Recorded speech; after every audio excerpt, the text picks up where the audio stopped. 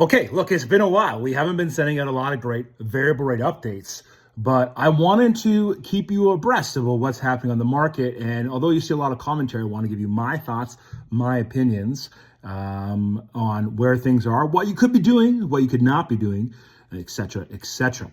So look, the situation right now is that we are 3 rate cuts deep, each rate drop being 0.25% at a time. You know that. You've seen that reflected in your mortgage payment or interest to principal ratio.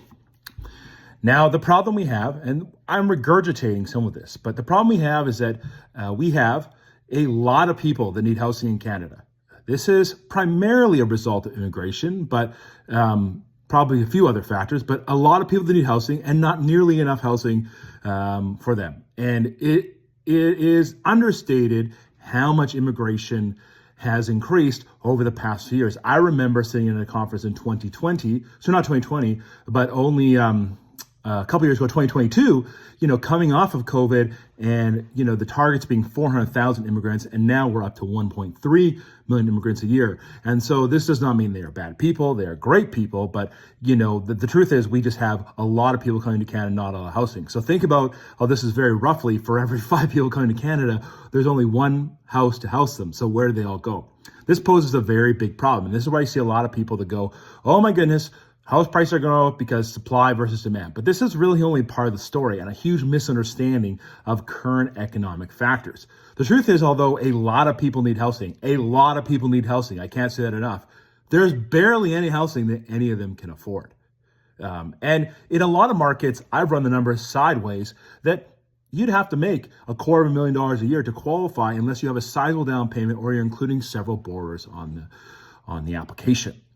Now, the way to solve this is twofold. First of all, build more houses. That would be a solution. Build more houses, and you could have options, and you could have the property ladder. You could have houses that are only $400,000 that are maybe farther out of the city and so forth. That would start to solve the problem and start to alleviate that gap. Build more houses. The problem we have in Canada here is that most developments are tied to what's called phases. Phases 1, phases 2, phase 3. You've seen those signs, right? And so when people go out to buy a home or when they go out to build a home, they're advanced money based on how much they sell in phases. And guess what's having a problem with that right now is that interest rates are high. And so as interest rates are high, there's less profit and less ability for them to build. So it's not just that we're not building enough homes. We are having more people come in and we're building less than we were a few years ago because interest rates are high. More on this in a second. So not enough homes are being built. On top of that, several places around Canada, BC being a very primary spot for this, there is not, it is fairly landlocked. 40% of all land in BC is restricted by the Agricultural Land Reserve. So a lot of property and a lot of land that sits in Canada that cannot be developed. And so there's not a lot of room for people to build. Most municipalities, with the exception, I would say, of places in the prairies, and you'll see all the states, this is why you have higher incomes in the states and lower house prices, is that they favor density. So a house goes down, a fourplex goes up. A fourplex goes down, a 10-unit apartment goes up. And there's not really, although they're getting more units and space out of it, you have seen them where all of a sudden those condos are $500,000-$600,000. They're not that much more affordable, but people are making more money, more tax revenue, all that type of thing. Well, ordinarily, you'll see the strategy of sprawl. So as cities get bigger, sprawling out to other neighborhoods, so you pay a little bit more to be 10 minutes out of the town. You don't see a lot of that in Canada. You see a little, but that affects the housing crisis in a big way. So option one would be for them to build more houses. That's not happening. It's getting worse. Second would be, based on the house costs being so high and more people need houses, is that wages need to go up. So they'd have to create programs and initiatives in order for people to make more money.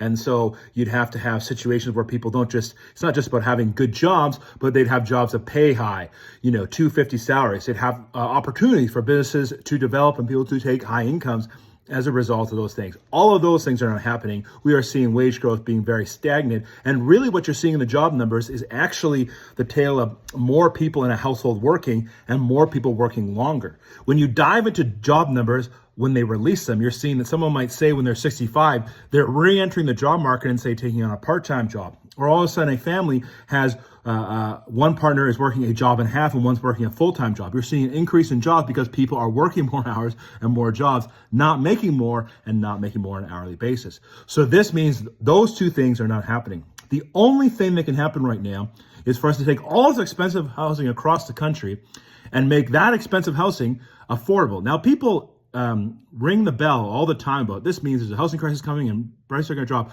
Let me tell you right now, that's not going to happen because we know that across the country there is a magnificent amount of equity, trillions of dollars, in fact. And so all these houses you're seeing, there's regions where 41% of all homes are free and clear as a result of the baby boomer generation, how much money they've made off of inflation over the past several decades. And so these houses are not, this is why the market is flat as a pancake, as the recent report said, because a lot of people that have these houses have no need to move, barely owe anything, if anything at all, and they're not feeling the pressure to go up to another house or anything like that. Think about this. I own a house. I'm going to downsize. I'm 60 years old. I don't have much of a mortgage, but I'm going to downsize to a condo, so I'm actually increasing my monthly cost. Now, I might still want to do that for lifestyle-wise, but this is what a lot of folks are faced with. So the only thing, so we've proven in the market here that that increasing interest rates does stall the market, moves for affordability out, but it does not mean that people start to move their houses. There's nobody in panic mode. That's just what it comes down to. And so the only thing they can do is take all these really expensive homes and make them more affordable in some way. Now, the government is launching a plan December 15th, provided the Liberal government stays in government by that time. That's a big if, of course, that people aren't talking about, that the government could go for a non-confidence vote and this could throw it off the table. So, everybody has their own opinions on that, but they're going to increase the amortization 30 years for first-time home buyers. And if you buy it to $1.5 million, you can put only 10% down. What does this mean? It pretty much guarantees house values are going to go down. It means more people can afford more expensive homes. So this is going to solve it for a small time period. It's going to solve some issues, but what's going to happen? The cream's going to rise to the top, and we're just going to hit a new benchmark and threshold. The more markets have a higher value, we're going to come back to the same thing. Where does this leave me when it comes to interest rates after I told you all this? The thing is that interest rates are the only tool left in the box to get more people into housing. As they lower interest rates, it's going to make people it's going to allow payments to be lower, and they don't want to do that. I don't think there's an aptitude to do that, but it is imperative. Remember, most people bought homes during our COVID craze inflation. So before even inflation went up on proper goods such as food and energy, they bought a home based on low interest rates. And so they just must buy and trade homes in those low interest rate environments. So the only option for them to fix this logjam, they'll have a little bit of relief from those changes, not good relief to be honest, but they'll have a little bit of relief, and that relief will come by them driving interest rates down. So we talk about the idea, where are interest rates going? The variable rate at this point is now predicted to drop probably a point by the year end. With the Fed dropping interest rates just a week ago, by 50%, there is talk about the Bank of Canada doing supersized interest rates as well. As you remember, it wasn't that long ago, they were moving rates up by 1%. There is good talk that they will do the same. The prediction right now, by summertime, we get to a prime that's almost 2% lower than it is today. Prime right now is 6.45. And so if we were to get to 4.45 by summertime, we could have variables back in the 3.45 range by next summer. And maybe even going lower. They're looking for that sweet spot that starts to quell the economy and starts to move things the right direction. So remember, interest rates are meant to not drag or heat up the economy. It's got to be neutral, and that's what the interest rate they're looking for. Now, my opinion is that they're going to have to drive them almost to COVID rates that happen. Will they do that? I don't know. But variable rates tend to be going that direction. That tends to be the sentiment on there. Now, you could hold on doing that. Now, as far as locking in, fixed rates do not follow the variable rate path officially, but bond yields have been moving down. We're starting to see some low fours again. You may, if you are somebody that is having a hard stomach on the roller coaster rates past few years, you're going to find some opportunity where you may want to lock in. Now, you'll know from dealing with me for several years, I'm not a lock-in guy. But if you wanted to lock in, there's going to be some opportunities. Where would I probably do it? When that number starts here at the 3, which could be by Christmas, I might consider doing that if I was somebody on that. Why is that a good barometer? A, that's going to mitigate as much of your penalty as possible. And 2, there really is, I have some real fear around the idea that people are doing shorter-term interest rates the bank are pushing, because I think there is a real possibility also of a ricochet effect.